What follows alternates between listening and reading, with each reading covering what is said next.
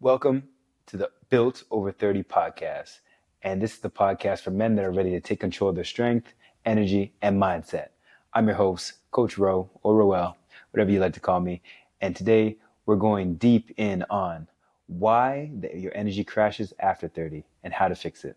Let's get right into it. No fluff. The first thing we're going to focus on in our first segment is testosterone drops and why your testosterone drops. And this is the very big one we're going to focus on. And I'm going to read some little stats for you because testosterone drops about 1% per year after the age of 30. Now, if you think about that, your low T levels is going to equal low energy, low motivation, and poor sleep. So the easy fix for this would be lifting heavy 3 to 4 times a week, preferably just 3 times a week, and focusing on compound movements that are your squats, your deadlifts, your pull-ups, your bench press. Keeping it simple. You don't have to do all those accessory workouts, all those things you see all over the internet or even on social media of doing all these different exercises. You don't have to do much. Just focus on the core compound lifts, and then you can put in a little bit of accessories if you want to focus on certain areas that you really want to blow up or make a little bit more, lean or nicer look or fill it up or whatever. Depends on who you are. Also, you want to focus on enjoying eating healthy foods. Now, having a healthy food habit and a relationship with food is very important. So eating more healthy fats, like focusing on olive oil, eggs, avocados, nuts, those are some healthy fats that you can have. Then getting sunlight first thing in the morning. I can't say how important this is, especially for myself. I'm somebody that is an early riser. I would be getting up and going to the gym at 5 a.m., sometimes before the sun is even up. And I just like to find places that are well lit because when I am working out, once that sun starts hitting, I'm feeling more energetic. I even sometimes, if I'm waking up a little bit later with the sun, I just open up my balcony or my veranda, stand outside for just about 5 minutes, just soaking up that sun. And it just kind of rejuvenates my body. So those are things that are really good for you to know. Now, personally, I've seen clients completely reverse their 4 p.m. crashes by just fixing with this certain little hack, which is the ones I just mentioned: lifting heavy, focusing on eating more healthy fats, and getting sunshine in the morning. That 4 p.m. crash, I don't see much of my clients having that crash anymore. Now, the second thing I really want to focus on now is your sleep quality. I can't preach how important sleep quality is. Good sleep hygiene, it does wonders. If you can sleep at the same exact time and wake up at the same exact time the next day, you are going to be on your way to having more energy. The reason is our bodies are creatures of habit.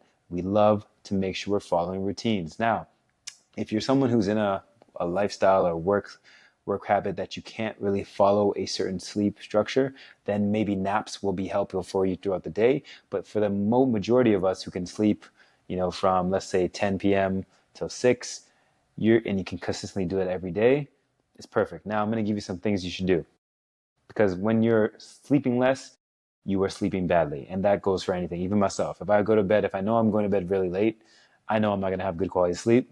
That's just how it is, because I'm just someone who, my body's going to say, okay, well, you went to bed at 2 o'clock in the morning. Now I'm still going to wake you up around 7 o'clock. And that's just how it is. So for me, if you're not just sleeping, if you're sleeping less, you're getting bad sleep. Now, blue light is something that, so the phones, TVs, screens like that, I know people talk about it, blah, blah, blah. It actually is true. The more you look at blue light, some people do the late night scrolling on their phone, people checking all the messages, all that stuff. You need to cut that out.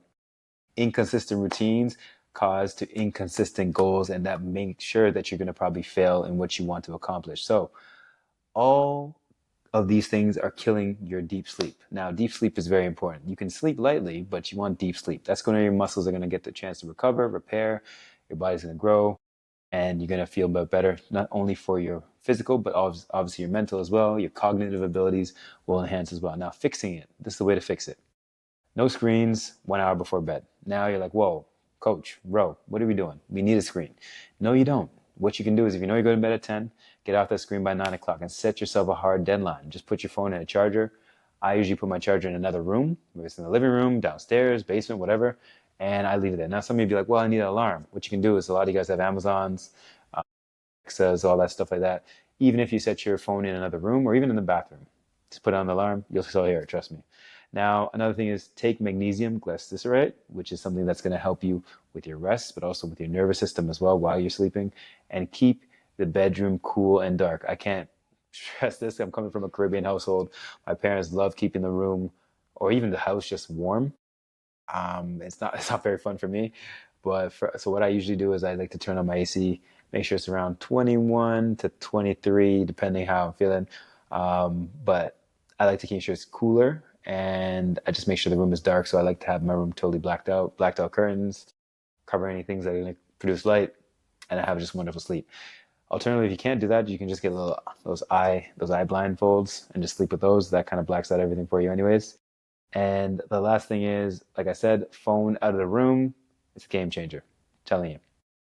Now, our third thing we're going to talk about is stress and cortisol. Stress and cortisol. Remember, chronic stress equals chronically high levels of cortisol, which equals energy drain. So if you imagine, if you're always stressed, you're going to have less energy. So stress doesn't just come when you stress your body in the gym.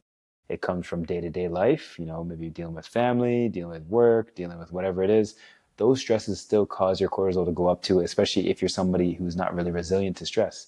Now, we're all different, and there's ways to fix this. There you hold up, you're going to hear what it is. So first thing is 10 minutes of daily nature or stillness. Basically do what you can do, for example, just meditating, sitting still. You don't even have to meditate, just sitting still for a bit, just relaxing, whether it's going outside for a nice walk in nature, whether you have plants or gardens, sitting out there, just staying still and just breathing in the air, just being quiet and calm and noticing the things around nature, whether it's birds, animals, whatever, just noticing around and staying still and being within that stillness. That makes a difference. And people are like, whoa, what does that sound? That's very like hairy fairy kind of things, but that actually works and you're going to see the difference. Now, walks, I do walks every evening. It just helps me feel great, helps with digestion, helps with me getting in those extra steps if I want to lose weight. And it's one of those things that I just find is perfect after I just eat a meal. So I like to have my heavier meals in the evening. So I'll eat them by 7, by 6:37, maybe sometimes even like 7:30, getting late. But what I would do is I'll go for a walk, whether it's half an hour to an hour walk. And when I come back, I feel great, hop in the shower, off the phones, read a book, and boom, I'm out like a light, right to bed. So those are something that you might want to focus on as well. Now, another thing you can do is box breathing, is inhaling for 4 and exhale for 4. And you can do that for about 4 to 5 rounds. You're going to see how much more your body will start to calm down from the asympathetic to the sympathetic nervous system. You'll just feel a lot more calmer and a lot more relaxed. Now, one of my clients actually, one dad added this morning from doing the meetings that he does in the mornings, it improved his focus and dropped late night in binge eating altogether by just actually enhancing and using those stress protocols that I just mentioned. Because when you're in a high stress job or high profile job where you're doing a lot of things, you're going to tend to want to unhinge a little bit with late night binge eating, probably eating foods that are just available right away for you. That's why we're going to talk about meal prepping as well throughout my podcast as well to kind of help you stay on track for your goals. These are just simple little things you can do, and it makes a world of difference. Now, our fourth thing, and I know some of my caffeine cowboys and cowgirls are going to go at me for this, but caffeine crashes. Caffeine isn't saving you, it's draining you. And I don't know how much I can tell you guys how important it is to make sure you're watching your intake on caffeine. Now, I'm not going to demonize caffeine. Caffeine is a good thing to have for many different people. It depends on who you are. Myself, I don't have much caffeine. I will drink either green tea or maybe a black tea once a day. And that's pretty much where I'm getting my caffeine from. Now, there's people that drink a coffee. Sure, all black coffee, go ahead. But things you need to do is cut out the caffeine after 2 p.m.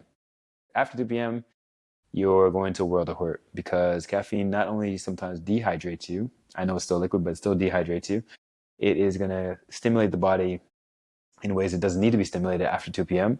because then you're going to probably end up staying up a little bit later as that caffeine starts to affect the body. And sometimes when you have caffeine, you actually, for a long time, you start needing more. Your body starts saying, okay, well, we can have another cup or we can have another one. And that's not going to be good. Now, replace with green tea or L-theanine. That's going to help you because it'll kind of cut back on the caffeine, but still give you that stimulus of energy, that boost, that clearness that some people say that caffeine gives them. I don't know. I'm not really into caffeine like that. But it's something that will kind of ease that little bit of, relief for you.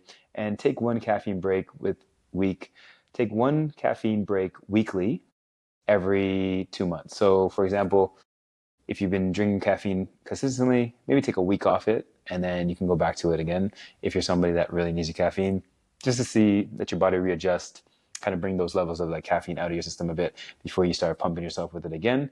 It's a good way to kind of cycle in and out of caffeine.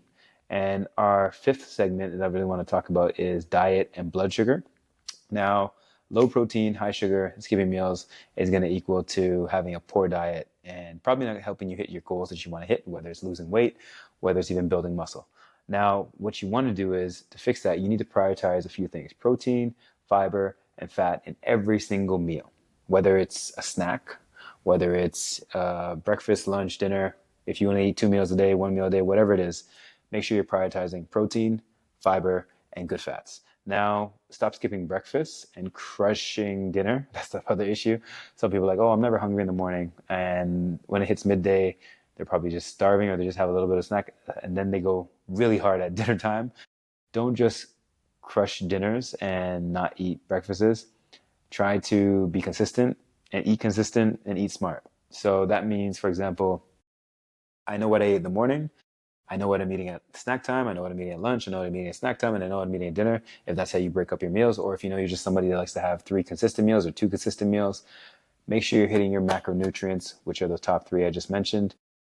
Fiber is one of those most important things. It's going to help you with your gut health. It's going to help you with, areas in your body that you need those micronutrients and the macronutrients.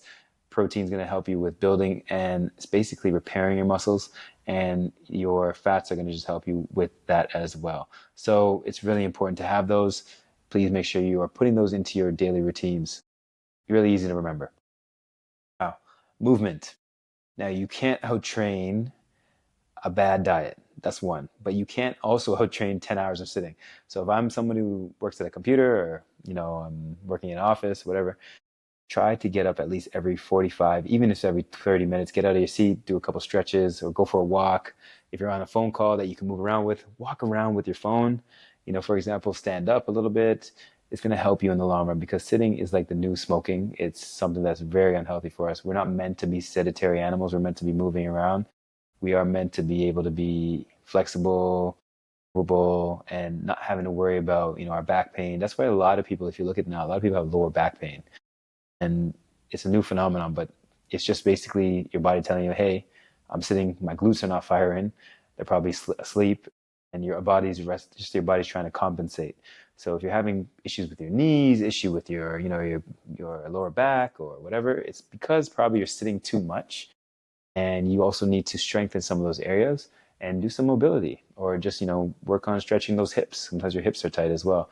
So hamstrings would be tight because they're always being sat on. So focus on some of those things as well. Now for movement, what you can do, easy fix, is move every 90 minutes. I was saying every 45, but even every 90 minutes. So that's not too hard to kind of follow up with. Get a standing desk. Standing desks, you can be using those for work as well. Standing, some people even put a little treadmill under the desk while they're on a call or when they're working at a desk as well. You can walk after meals. That's what I kind of mentioned before. That is a great gem to kind of use. That is great for movement and to get those steps in, which I usually recommend about 10,000 steps, to about 12,000 steps if you're really trying to dial in on that. And I think that kind of brings me over to one of our listener DMs that I've had. And this DM is from a friend of ours in Dubai named Omar. Shout out Omar. And he talked about, I quote, "I'm working out 3 times a week, but I'm a zombie by 4 p.m. Now, I said to Omar, you're not alone, because I know a lot of people feel that way. And it's not your intensity, it's consistency.